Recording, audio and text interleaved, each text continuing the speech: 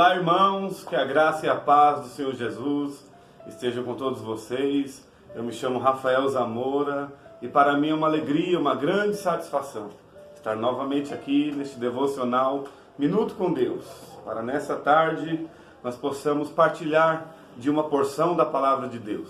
Amém? Nessa tarde eu quero trazer uma reflexão sobre os erros de Elias. Como base eu quero tomar o primeiro livro dos Reis, capítulo 19, versículo 1 até o versículo de número 4.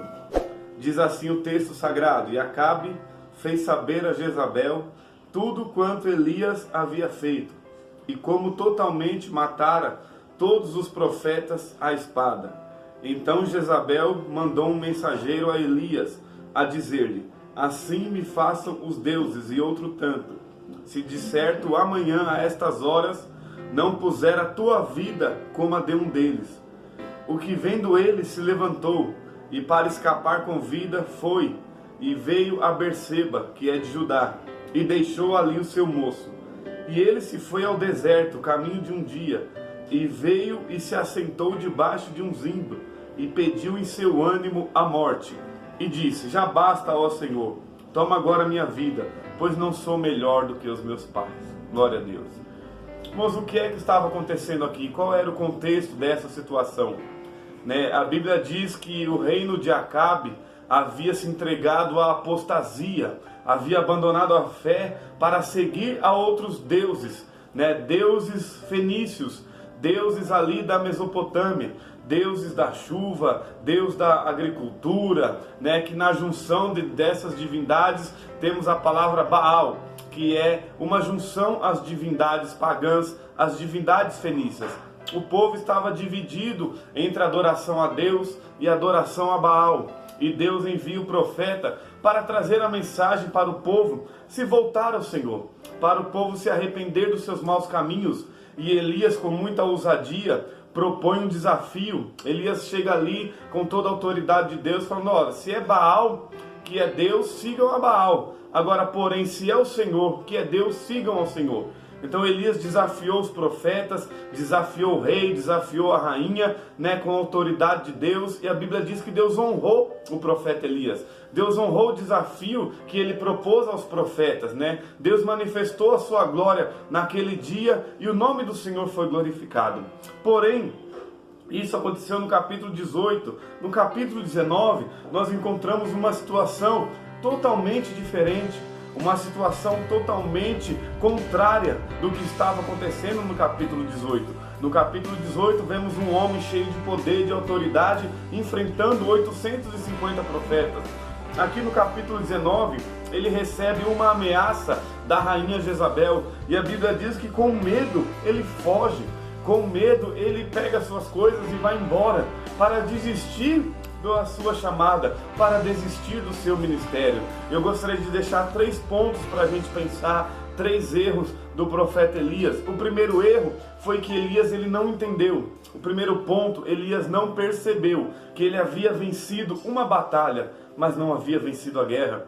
Ele havia vencido uma situação, porém ele ainda não tinha vencido a situação por completo, a situação por inteiro. Ele havia vencido apenas uma etapa. Glória a Deus. Elias se esqueceu que a nossa luta é uma luta constante. Elias se esqueceu que por mais que o inimigo seja derrotado em uma situação, o inimigo ele tem uma perseverança que muitos de nós às vezes não temos. Ele é perseverante, ele é insistente, ele vai, não deu certo de um jeito, ele vai tentar de outro. Não deu certo aqui, as adversidades virão de outra forma, os ventos virão de formas diferentes, mas eles sempre virão. Glórias a Deus. Por mais que nós tenhamos vitórias na nossa vida, as lutas sempre serão constantes. Disse Jesus, João 16:33, no mundo tereis aflições, mas tenha um bom ânimo. Glória a Deus. Faltou bom ânimo ao profeta, faltou ele entender que Deus não é um Deus de momentos, que Deus é um Deus constante. Elias achou que acabou aquele momento, a vitória estava garantida, ele iria descansar. Não, ele venceu os profetas, mas ainda não havia vencido o rei e a rainha. Ele venceu apenas uma batalha, não venceu a guerra. Então nesse ponto eu deixo para nós pensarmos, as situações sempre virão adversas. por mais que nós vencemos e passemos por uma tempestade, vem um período de bonança, de alegria. Salmo 30, versículo 5. O choro pode durar uma noite, mas a alegria ela vem ao amanhecer. Porém, depois já virá outra adversidade lá na frente, virão outros obstáculos, outras circunstâncias aparecerão e nós devemos estar preparados. Entendemos que nossa vida não é feita de momentos, nossa vida é uma vida constante. Já disse o apóstolo Paulo, 1 Coríntios capítulo 15, versículo 58. Portanto, meus amados irmãos, sede sempre firmes e constantes, abundantes na obra do Senhor.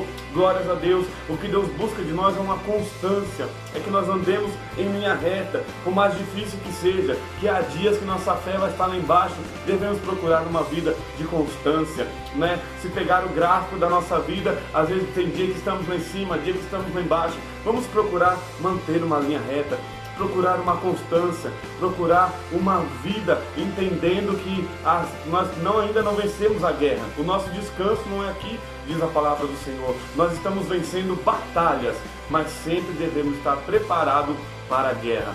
Glória a Deus. O segundo ponto, o segundo erro do profeta Elias está no versículo 3. A Bíblia diz na parte final ali do versículo 3 que ele caminhou para Berseba e deixou ali o seu moço. Ou seja, Elias, ele começou, né, uma série de erros, série de atitudes, que um abismo foi chamando outro abismo. Ele já estava pensando em desistir, já estava fugindo, ele não entendeu que não tinha vencido a guerra, apenas uma batalha, não entendeu que os momentos não são na nossa vida deve ser uma vida constante. Ele começou a se sentir triste, deprimido. O que ele faz? Ele deixa o moço. Ele fala para o moço, olha, vá, né, volte para a sua casa, volte para o seu lar, né, não sei, a Bíblia não diz direito, só fala que eles se separaram. E o segundo erro de Elias foi esse, se isolar, né, se afastar das pessoas e automaticamente afastar as pessoas de perto dele. A Bíblia diz, irmão, em Eclesiastes capítulo 4, versículo 9 e 10, melhor ser dois do que um, porque se um cair, o outro levanta, mas se estiver sozinho, quem o levantará?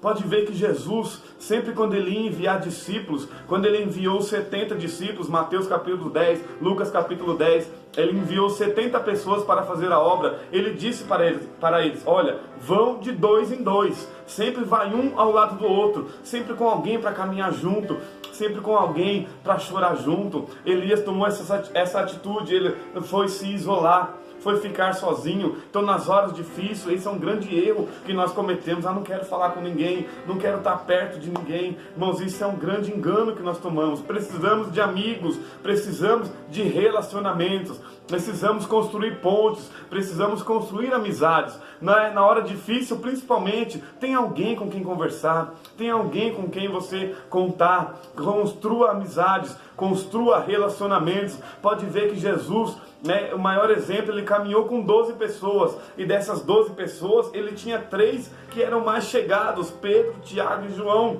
e desses 3, tinha um que ia além dos outros, que ele reclinava a cabeça no ombro de Jesus, no peito de Jesus, que era João. Ele tinha uma comunhão maior, ou seja, Jesus tinha amigos. Jesus, quando ele vai orar no Getsêmani, ele fala para os discípulos, orem comigo, orem aqui comigo, porque a minha alma está angustiada até a morte. Você vê, Jesus para os seus amigos, ele confidencia segredos, ele tem ali um momento que ele consegue conversar com os seus amigos mais próximos. Glória a Deus. Então não faça como Elias, não se isole, não abandone as pessoas, não afaste as pessoas de perto de você, por mais duro que esteja, né? Tenha relacionamentos, tenha amizade. E o terceiro erro de Elias é o versículo 4. E ele se foi para o deserto, e lá no deserto ele pede a morte. Glória a Deus.